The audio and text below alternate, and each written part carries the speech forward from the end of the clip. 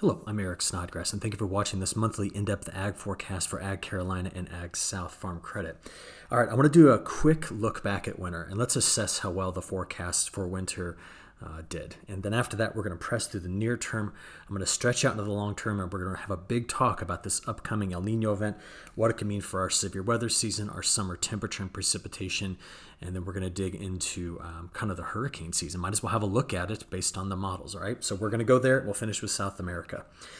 This was our winter temperature pattern, and for most of winter, if you just kind of cut the country here, we saw repeated chances of getting pretty cold air into the eastern half of the United States, and that included down into Ag South, Ag Carolina territory. So what's going to be interesting about this winter is you're going to have people across the country with entirely different memories of how the winter went. I mean, you're here, you're like, oh, it was one of the warmest, most boring winters I've seen. No snowpack in pockets of the West. I mean, only really California picked up good snowpack. The rest of the West didn't.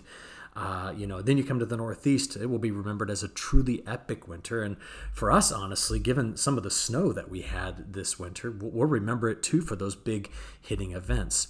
I was thinking about the temperatures, so I just picked out a city here, Charleston, South Carolina, and wanted to show you that even since the start of the new year, we've been on a pretty wild ride with temperatures. Now, that's common when you think about winter, but these punctuating cold time periods like we saw multiple times in January around Groundhog's Day here and then at the end of February, they really kind of put a bit of a stain in the back of our mind onto how winter really shaped up. But it's the snow that I think a lot of folks are going to think back on, right? We saw this particular year. Look at parts of Georgia, North Carolina, South Carolina, North Carolina that got hammered with snow. But remember, there was that pocket right in here that missed on that big snowfall that we had earlier in the winter. But I want to tell you something, okay? Before I go away from this image, right now in the Colorado Basin, so this area, the snowpack is at a 10-year record low. So that's critical for the Colorado River, which kind of does something like that. Then you have the two basins that feed into the Platte River system, which are kind of here and here. They're at record low. So that's huge for Nebraska. You look at the entirety of the Missouri Basin. It is currently snow-free, and it needs some snow on the ground there in order to make up for some longer-term deficits. And then finally, if you look at where the Arkansas River comes from, which kind of sneaks this direction, the lowest we've seen since 1991 in terms of snowpack. Now, the Great Lakes states, the Northeast, hey, we got it this year. But it's just important to kind of look at this national picture as we build this story as to where we're going into spring. Soil moisture values right now continue to reveal some dryness, especially for us. Look at Virginia, most of the Carolinas into Georgia. There's a couple places along the coast that right now don't show the soil moisture deficits, but it is very clear that we need a lot more precipitation because overwinter drought looks something like this. These are precipitation ranks by climate district. And even with the snow and it melting, even with some of the rain that we've been able to get through, you look based on history and we find that this particular winter, so from December up until today, as I'm recording this on the 10th, we're talking about a top 20 driest and in some places a top 5, top 10 driest winters on record. Now, I mentioned earlier, did the models predict this? Well, let's go have a look. So you got this as a mental picture here real quick. I'm going to take you back to the forecast released in November for November, December, January. And it was drier southern half of the country, wetter northern half. And then you went and saw, well, that was the December, January, February. This sure as heck did not happen during that time frame, but it had us drier. And then you go out there to January, February, March. And this is only just now getting going in early March. So there's been an over prediction here. It's had you on the drier side. Look at this again. Watch. There's January, February, March. See, it had you drier for December, January, February. And it certainly had you drier at the beginning. We were worried about that. Another big swing and a miss was this. So what happened with this winter? Well, the flow came across the Pacific. In fact, let me blow this out to a North American view. The flow came across the Pacific and split here. And then it dove into this area, which means we've got clippers that came through this region, bringing in the cold, but just not much moisture. And as a result, we still have, now remember this map is almost a full week old, but back on March the 3rd, when the data was used for this, there was 75% of the lower 48 in some form of drought in all of Ag South and Ag Carolina territory. All right, so we're in drought, and it is probably greatest in extent in southern parts of Georgia here. All right, so did the models at least tell us of a dry signal for winter? They did, and we mentioned that, but At times, we were uncertain, but now we can see that, hey, maybe the models did okay for the southeast, but not the rest of the country. Well, with all that, I got to tell you about the big change that's happening right now. You're watching an animation going through January into February now, and I hope your eyes were focused right in this area here. Because in my professional career, let's let this reset and watch it again. Let's go back here to December. There's our La Nina. So in my professional career, I have never seen a La Nina event like the one that we had this winter collapse so rapidly once we got past, the beginning of January. And what I'm talking about here is these ocean temperatures. Look, it peaked right around Christmas, which is when they typically peak. That's how they get their name, El Nino and La Nina. And then this is just an epic collapse of those ocean temperatures. Now, normally ocean temperatures change very slowly. So to see such a rapid decline tells me that we have got something kind of big shifting in the atmosphere. And in the last 6 years, we've only had one El Nino event, and that was 2023. And we're asking, is 2023 an analog? Well, I'm going to show you analogs in a few moments, but before I do that, I just want to set you up for where I'm taking you in this video. The newest forecast from the European model on the left and a suite of models run in North America on the right, it's called the NMME, are all aggressively forecasting by the time we get to hurricane season, El Nino conditions. Now, this last hurricane season, we had no influences, right? I mean, it was basically every system was out to open Atlantic Ocean wide. The Bermuda High was shifted over toward Africa, so all those storms just went around it. We covered that in previous videos. But historically, and I'll show this to you again, El Nino events tend to suppress hurricane seasons. That does not mean that they don't occur. It certainly doesn't mean that you should go unprotected from them. It's just a reduction in risk. So we got to understand that and what our summer temperature and precipitation patterns are going to be. I'm also going to cover the severe weather because so far we have, for the most part, in the in the kind of Ag South, Ag Carolina territory, avoided severe weather this spring. Now it's early. And this is the current reports we've had across the country. Already over 107 tornadoes is what we're up to. We watched severe weather just last night roll through this area. It's kind of decaying as it was moving this morning into parts of Georgia. But, the question is it going to build into us? And to answer that question, I'm just going to have to continually watch this. So today, there's a large severe weather threat here, and it's going to move here tomorrow. So this is from the 10th into the 11th. What is largely keeping us away from it initially is the Bermuda High is technically here, but there is just a broad area of high pressure all the way across the Atlantic that's pushing the moisture farther and farther to the west, which is what's opening up this region. Now, we will be questioning the position of the Bermuda High all summer long. And as it just moves and changes in position, it ultimately dictates our temperature and precipitation patterns once we get into summer, okay? But right now, it's there, and it's pumping this whole region up full of moisture, and that is why we've got on our Storm Prediction Center map a pretty large area today we're watching severe storms. So Texas is going to be a hot spot, so is a lot of Illinois and surrounding states. We're not really into it, although there is a chance for some isolated showers and storms today, even on the 10th. Now tomorrow, the risk kind of moves a bit east, but you're going to see the front gets through pretty quickly so that by Thursday, I'm not looking at significant severe weather threat. As of now, what I know today here on Tuesday.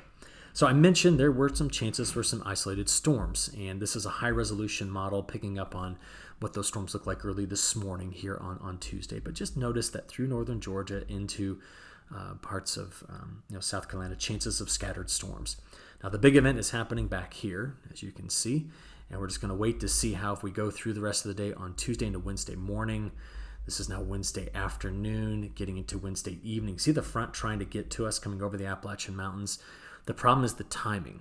So if the timing is right and it doesn't come through till 1 a.m. or 2 a.m. East Coast time, we're not going to have the destabilized atmosphere necessary to make this thing pop. But you can see there is going to be some showers and thunderstorms moving through at that front, but it's going to be on Wednesday night into Thursday morning as it gets to us. All right. Now, bigger picture. Let's use one of our longer range models here called the ECMWF. We look at it all the time. So as we play forward, here is the severe storm risk that's tonight. We then play this into the day on Wednesday and Thursday. Watch the front clear through right there. And yes, we could have some snow on the backside of the Appalachian Mountains. Not on our side, but the backside up in Virginia. But this presses through. A shot of cooler air. Little clipper comes through the Great Lakes. We're going to see if that one can drag our front through us. No, it really can't. That's through Saturday, getting into Sunday. And now Monday, another clipper. But this particular clipper is being enhanced by high pressure off the coast, and we could start to develop better chances. I'm out here on Sunday, March 15th, of getting some moisture in place. But then the big front comes through and sweeps it out. And yes, do you see how there's snow on the backside of this? Major Arctic front coming through. Again, for us, it'll be some point on the 16th that it slides through the Carolinas down into Georgia. After that, we've got cold air on the Arctic front that's coming through. And look at that. It's cold enough to give us lake effect snow here in March. We typically talk about lake effect snow in November, December, January, maybe a little bit in February, but we're still going here now at this point in March. Okay, cold air sticks around through the 17th and 18th, but it's going to bounce. And as soon as that high pressure cell moves off the shore by the 19th and 20th, our temperatures are going to recover. The point here behind showing you this, though, is we have a couple of chances of precipitation, but the totals are not very high. Before I show you those, can I show you at least what the winds are going to do? This is playing through a national view on the winds through the 12th, into the 13th, 14th, 15th. And when that front comes through on the 15th, 16th, I'm just kind of letting you know, a lot of the country is going to be under some extreme winds. We could get gusts in our area 30 to 40 miles an hour. Not as bad as the plains of the Great Lakes, but just wanted to show you that. Okay, now let's get into the total precip. If you don't mind, I'm just going to zoom in here a little bit so we can see what the model is doing. All right, playing this forward. Sorry, let's get here. There we go. All right, so that's the front that's coming through here. This is through Thursday. Remember, some isolated showers and storms before that. Thursday, the front comes through. Now we get kind of things slow down Saturday, Sunday. All right, now early next week, the moisture tries to rebuild. But I've got you all the way out here a full week and a half. And our precipitation totals, the model's trying to bring in some places here 3/4 of an inch to an inch, but it might be overproducing some of that precipitation. So that's when we'll look at some probabilities really quickly. This is the chance, okay, the possibility of going over an inch in total precipitation. I just bring this up to show you that while there is moisture in the forecast, you take note that there's only about a 20 to 60% chance here of going over an inch. While as you get back farther here, of course, some of this is from the storms last night because this is a 0Z model run. You've got your better chances there. On the drier side, let's look at that. This is the probability of staying under a half inch. And there's a 10 to 20, maybe 30% chance here. The bigger drought concerns are here, okay, honestly. In the central United States, bone dry. We've had at least some moisture, even though we are dry. But I'm just watching the position of these drought episodes across the country. Now, one interesting thing is about a week from now, as all that cold air is coming in, again, this is the 16th, 17th, 18th. Look at the ridge building in the west. And if you're going, well, what does this mean? This is exactly what winter did to us. The whole winter did this to us, okay, except for just a couple of short time periods. And as a result, all of the models for week 2, they look something like this. Much drier signal here as the ridge sends systems over the top. And so we're going to be going into a drier and cooler start to the week 2 time frame. Now, before I show you temperatures, though, I'd like to blow this out a little bit. And this is the new forecast that goes from today on the 10th all the way to April 25th and looks at that whole 45-day time period and assesses precipitation anomalies. So Great Lakes, Ontario, Quebec, Northeast, wet. Northern tier of the country, possibly as well. But there's not a wet signal for us.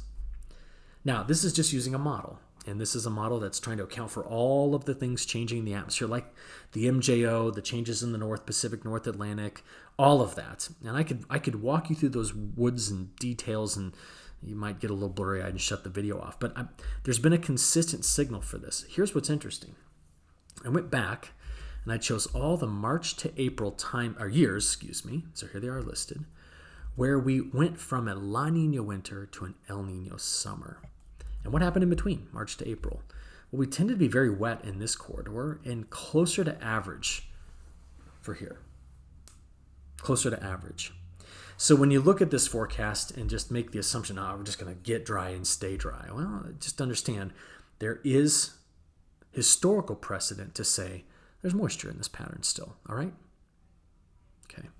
From there, let's talk temperatures. Here's our frost threat over the next 7 days. There is still more cold air. You saw it coming in on the backside of this that's going to hit parts of North Carolina. But I don't really have South Carolina and Georgia really worrying too much about frost. When does that cold air get here again? Well, here's today's highs. Today on the 10th is warm. That's the 11th. The 12th. Now, remember, the front comes through on Thursday, so behind it there's cooler air. So Friday's a cooler day. But the real push of colder air is the 15th. There it is, coming in the northern plains. And the 16th, it gets to us on the 16th, but through the 17th, 18th, and 17th, 18th, and 19th, excuse me. So there's another shot at some pretty significant cold air while the west goes really warm over that ridge, or under that ridge. Can you see the pattern? There it is. Ridge here, trough there. Okay, spreading this out though, here's the next 5 days. Here's when the cold air arrives, day 5 through 10. And there's a pretty good chance that from the 15th, 16th, 17th, 18th, we kind of hang on to that for a little bit. But I do expect as we move into like the third week of March and beyond, we're going to warm back up again. Now the question is, because this is a critical month for our frost risk, right? March into April, what do the temperatures look like they're going to do? Well, here's the next 7 days. You saw that. And then here's the cool down, right? That's the after the 16th, 17th, 18th, there's your cool down. Okay. Now, what happens as you get out there into week 3? Well, we tend to see a rebound of the warmth going back over toward normal temperatures. And then we're out here now into the first full week of April. Now, the models have been trying to drive cooler air back into this region.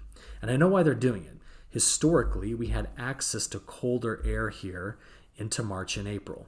But typically, once we break through the first week of April in these years, we start to go over quite a bit warmer than average, which means that once we get past these next 2 dips in temperature, the one that's coming next week, then the warm up, and the one the week following toward the end of March, I think we make a pretty big break away on our temperatures.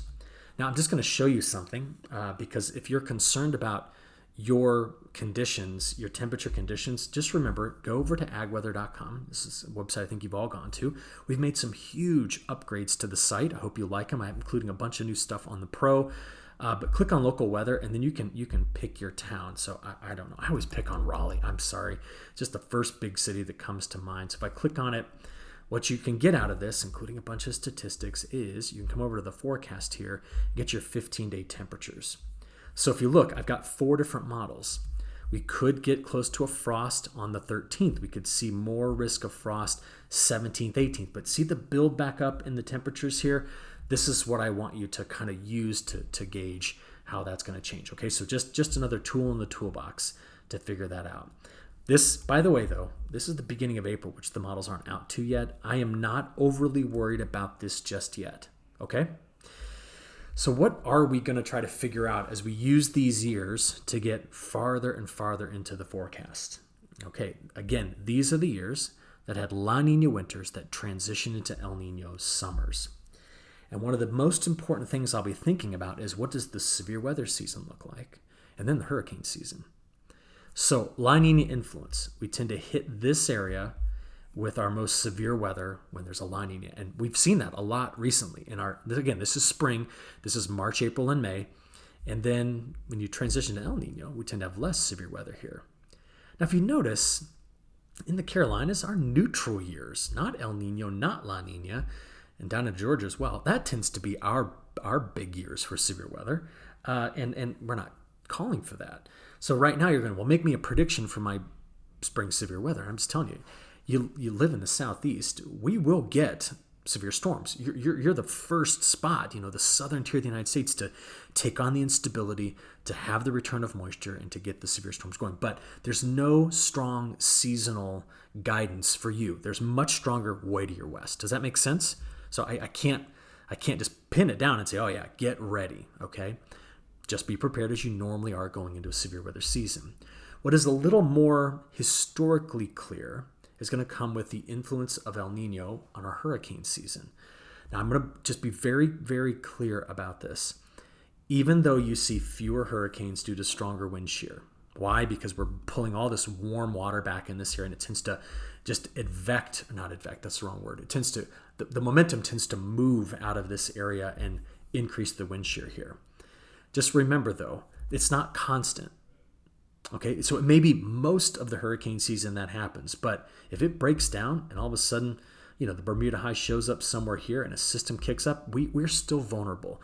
So it's not an on-off. It's not a binary thing, a yes or a no. It's just a change, a reduction. And I do want to show you something. Let me just go open this up here. Let's look at the 2025 hurricane season. I'm just going to go to the Wikipedia article. I like these because of this. Now, do you remember what happened last year? I mean, we had that guy right there. But every other major hurricane had to just go around this big area of high pressure. And the question is, even during a La Nina year, which is supposed to increase our hurricane risk, we didn't have it. So I'm just trying to stress that even when you look at these figures and graphics, that it is not a slam dunk guarantee on how things are going to shape up. So finally, what is the long range models? What are they saying? Ready? This is what's left of our La Nina. And as you go from March into April, May, June, it's just gone. And then June, July, August, it's just out. And big El Nino develops. Now, the waters are still forecast warm here. Record warm like we've seen recently? I don't think so. But very warm in the North Pacific as well.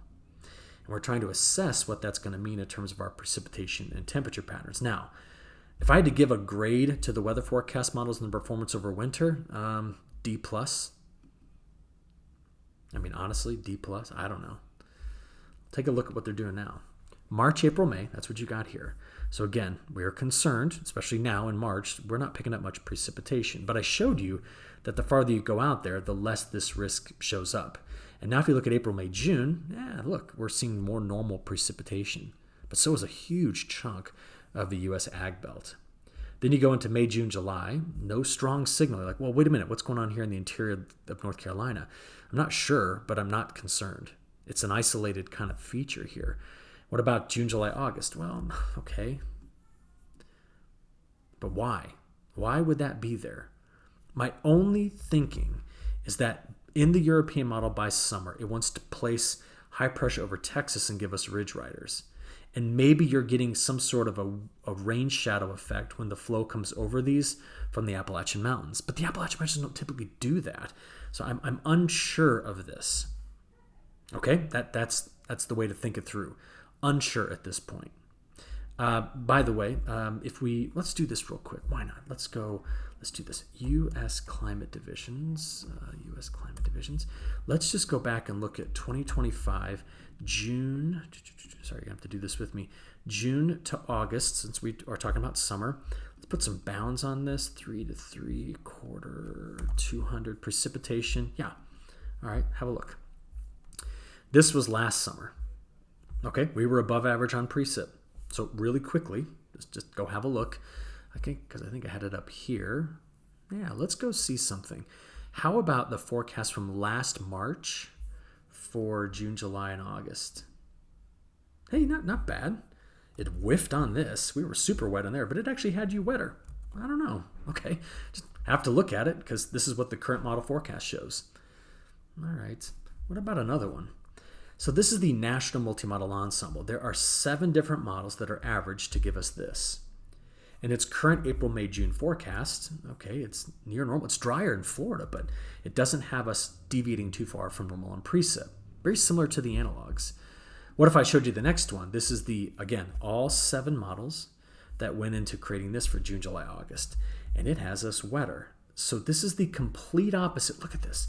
That's June, July, August from the NMME, a model suite run in North America. And this is the European solution. Went too far. Completely different. Look here. So you're going, well, Eric, what's it going to be? And I'm going to come back to something I told you 10 minutes ago. The speed at which this El Nino is developing is causing issues with predictability. And please don't ever think that El Ninos guarantee something for the summer.